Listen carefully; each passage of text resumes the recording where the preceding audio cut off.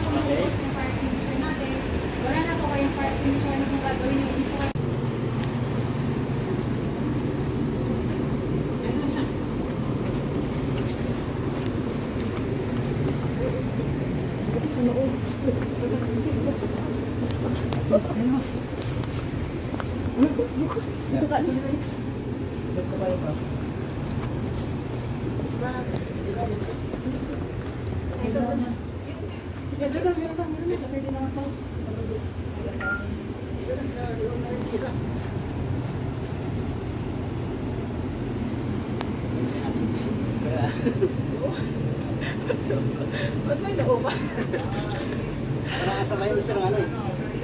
Ikaw tama. Buka na siya.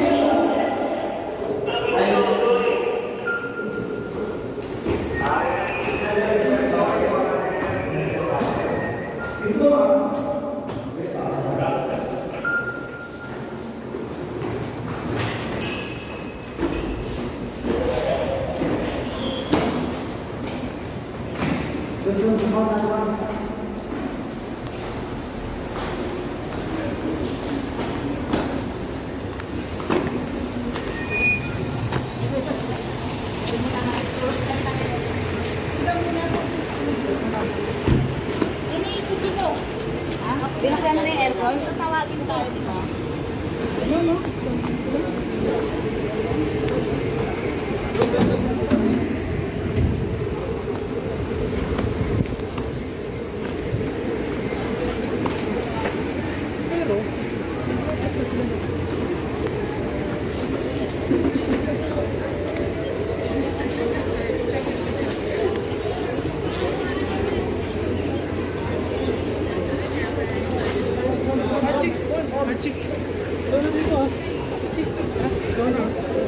Sige, wait.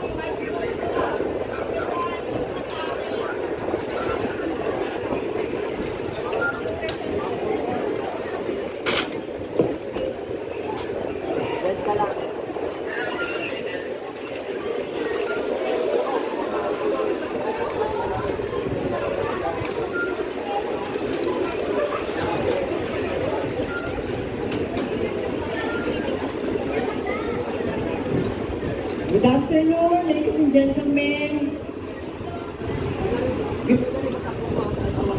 Good afternoon again, guys.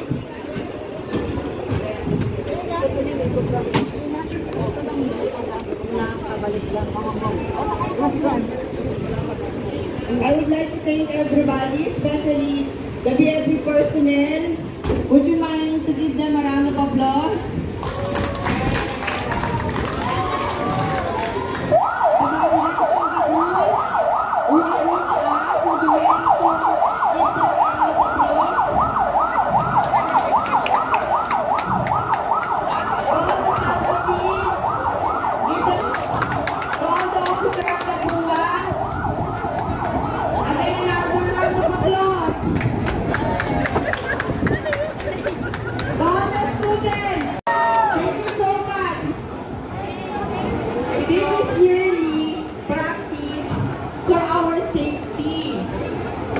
So, expect for the next in.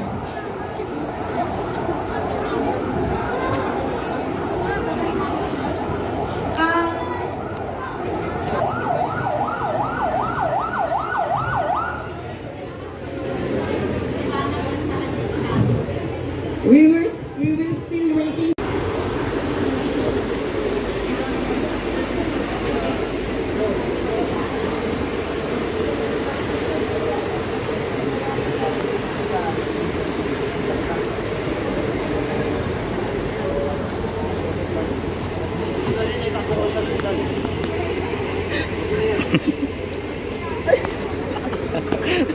Okay na.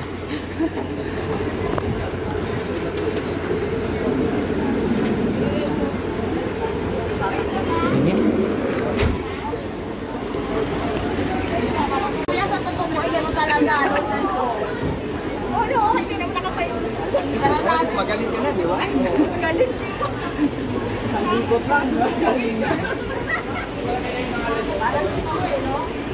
Ang ministeryo.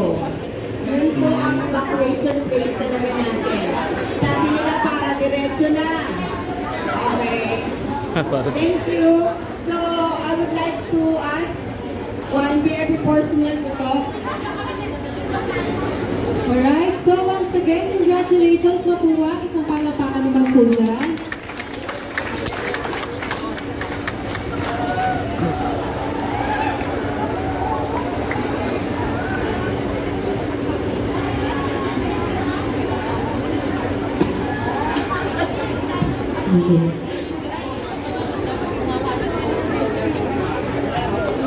And dako naman po tayo sa second part ng ating event for today.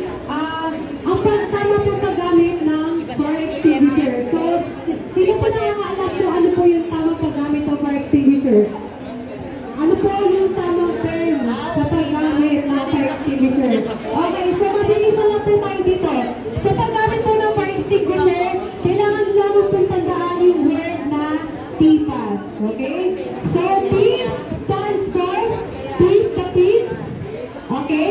Please natin yung pin para ma-break natin yung seal, which is yung color yellow. And then P stands for the pin.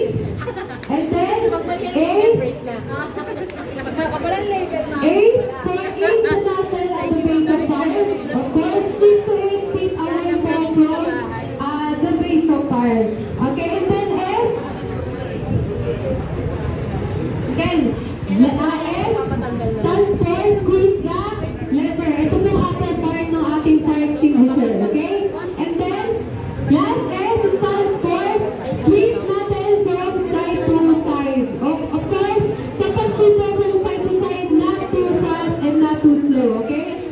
So, unfortunately po, hindi po tayo makakapag-demo for today dahil wala po tayong red na fire extinguisher. So, sorry po. Yung tinatawag po natin dry chemicals. So, pasensya na po, wala po makakapag-demo for today. Pero once again, maraming salamat po Mapua sa pagpa-participate sa ating evacuation. Maraming salamat po. Once again, isang kaso na pagpalang araw po sa ating gano'n. Thank you.